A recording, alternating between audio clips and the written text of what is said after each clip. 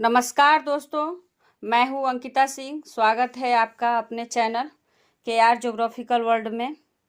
जैसा कि आप सबको एक न्यूज़ से पता चल गया होगा, BPSC TRE 3 का एग्ज़ाम 7 जून से 15 जून तक कराने का निर्णय लिया गया है या हो सकता है। सूत्रों से पता चला है कि 7 जून से 15 जून के बीच में कराया जाएगा।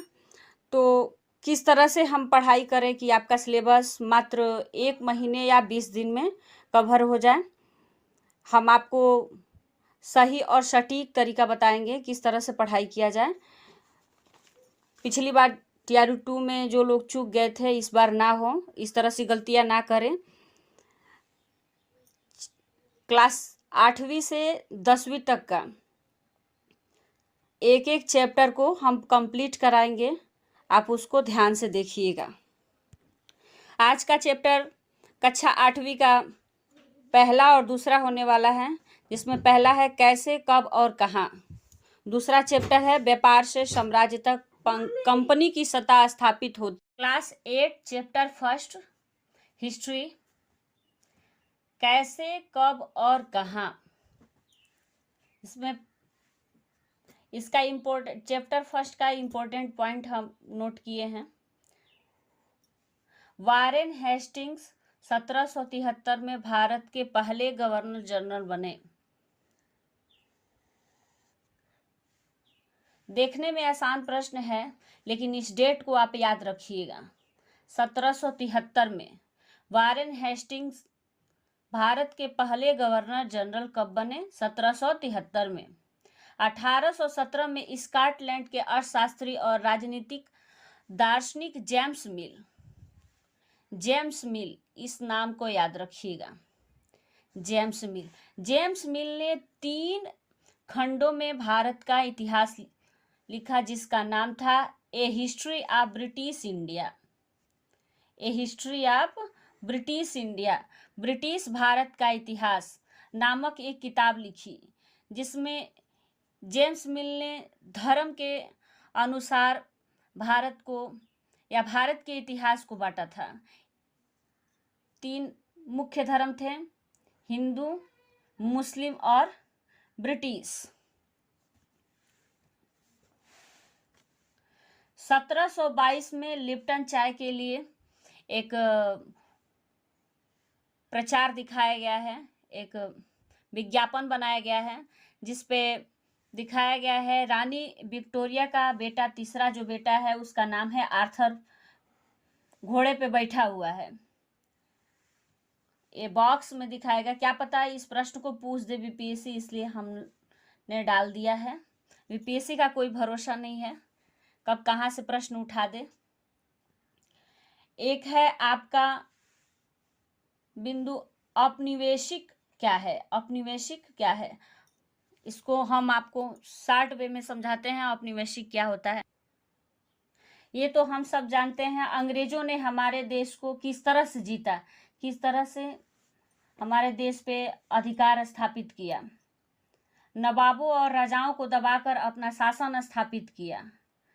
आप देखते होंगे या हम सब जानते हैं, इन्होंने अर्थव्यवस्था और समाज पर नियंत्रण स्थापित किया, अपने सारे खर्चों को निपटाने के लिए राजस्व वसूल किया, अपनी जरूरत की चीजों को सस्ती किया और खरीदा। निर्यात के लिए महत्वपूर्ण फसलें जो उनको अच्छा लगता था वो फसल उपजाते थे। जैसे कि आप नील विद्रोह पढ़े होंगे, नील की फसल पे किस तरह से उन्होंने भारतीयों को दबाव बना के भारतीयों पर नील की फसल जबरदस्ती करवाया। इन सबको जब एक देश पर दूसरे देश के दबदबे से इस तरह के राजनीतिक, आर्थिक, सामाजिक और सांस्कृतिक बदलाव आते हैं, जिस तरह से भारत में आप लोग इतिहास पढ़ते हैं तो देखने को मिलता है, राजनीतिक, आर्थिक और सामाजिक बदलाव आते हैं, तो इस प्रक्रिया को औपनिवेशीकरण कहा जाता है और उस तरह के देश को औपनिवेश बोला जाता है। 1920 के दशक में अंग्रेजों ने एक भारतीय अभिलेखागार बनवाया। नई दिल्ली का जब निर्माण हो रहा था, वायसराय के निवास के निकट उन्होंने एक भारतीय अभिलेखागार बनवाया और राष्ट्रीय संग्रहालय की स्थापना करवाई। वो आपका 1920 के दशक में। अगर प्रश्न पूछता है भारतीय राष्ट्रीय संग्रहालय कहाँ है, तो आप उसका उत्तर लगा सकते हैं नई दिल्ली। भारतीय राष्ट्रीय अभिलेखागार कहाँ है, तो भी उसका आंसर होगा नई दिल्ली, नई दिल्ली। चैप्टर 2 क्लास 8 एनसीईआरटी का चैप्टर 2 क्लास 8 का चैप्टर है व्यापार से साम्राज्य की तक कंपनी की सत्ता स्थापित होती है। ये चैप्टर का नाम है, लेसन नेम ये है, व्यापार से साम्राज्य तक कंपनी की सत्ता स्थापित होती है। हम चैप्टर के उन सभी महत्वपूर्ण बिंदुओं को इस वीडियो में डाले हैं जो आपके एग्जाम के लिए अत्यधिक महत्वपूर्ण हैं और कहीं ना कहीं एग्जाम में पूछे गए हैं। आप इनको आप इस वीडियो को ध्यान से देखिए, आपके लिए ये चैप्टर बहुत ही महत्वपूर्ण है।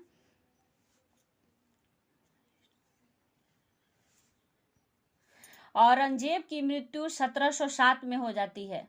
मुगल बादशाह का सबसे शक्तिशाली मुगल बादशाह पूछे, भारत का सबसे आखिरी शक्तिशाली मुगल बादशाह आपका औरंगजेब था। औरंगजेब। बहादुर शाह जफर और उनके बेटे को गिरफ्तार करने वाला अंग्रेज अधिकारी जो था वो उसका नाम था कैप्टन हडसन। कैप्टन हडसन ने बहादुर शाह जफर और उनके बेटे को गिरफ्तार कर लिया। पूर्व में ईस्ट इंडिया कंपनी का आना।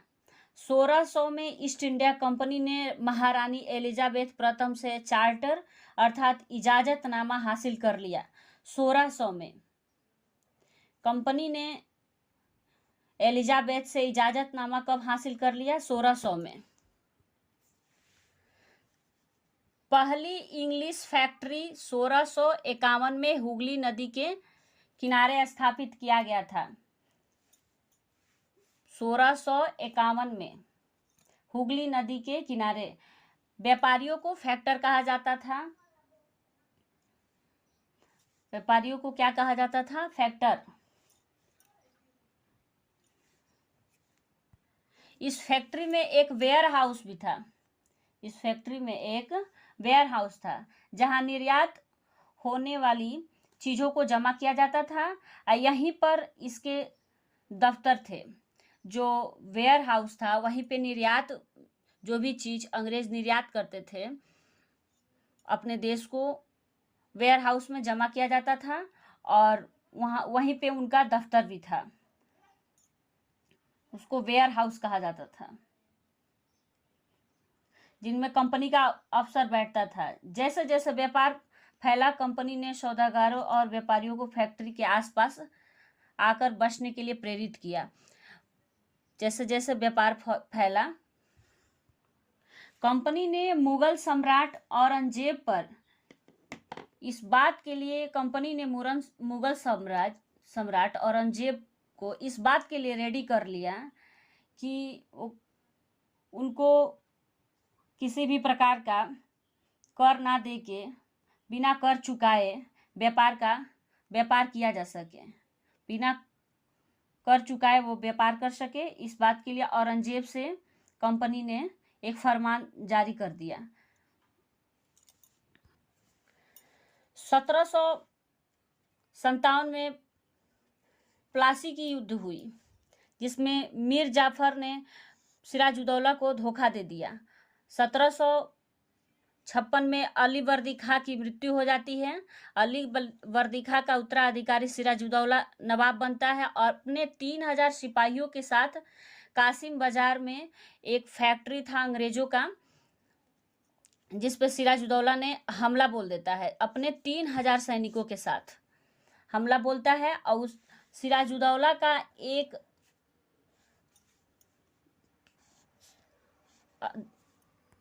एक सिपाही था जिसका नाम था मीर जाफर खां।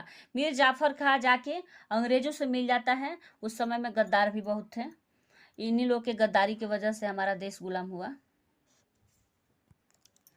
जो एक बात तो आप जानते हैं, जो दूसरों के साथ गद्दारी करते हैं उनके साथ भी गद्दारी होता है। अब देखिए, मीर जाफर खां को अंग्रेजों ने हटा दिया, फिर मीर कासिम खां को नवाब बनाया। और मीर कासिम जो था बहुत ही महत्वाकांक्षी था। 1764 में बक्सर की युद्ध में मीर कासिम को अंग्रेजों ने फिर पुनः हरा के मीर जाफर खां को नवाब बना दिया। मीर जाफर खां की मृत्यु 1765 में हो जाती है। 1765 में मुगल सम्राट ने कंपनी को ही बंगाल का दीवान नियुक्त कर दिया। भारत में सूती वस्त्र और रेशमी कपड़ों की खरीदारी करती थी कंपनी। ये कंपनी किसी की खरीदारी करती थी? भारत में सूती वस्त्र और रेशमी कपड़ों की खरीदारी करती थी। 1764 में बक्सर का युद्ध हुआ। बक्सर एक बिहार का जगह है। बक्सर को बिहार का वेद गर्व भी बोला जाता है। बिहार स्पेशल भी हम डालेंगे, जो आप इसको ध्यान से देखिए। आपके लिए हर वीडियो प्रोवाइड कराया जाएगा जो आपके एग्जाम के लिए महत्वपूर्ण होने वाला है। धन्यवाद। हमारा वीडियो छोटा छोटा ही होगा, 10-10 मिनट का, जिसमें एक एक चैप्टर, और अगर चैप्टर थोड़े छोटे रहें तो दो चैप्टर भी कवर कराया जाएगा। लेकिन उस पर बहुत ही बारीकी से काम करके हम उस चैप्टर को कंप्लीट कराएंगे। जिसको हम कंप्लीट करा देंगे उसमें से एक भी प्रश्न आपका बाहर नहीं जाएगा।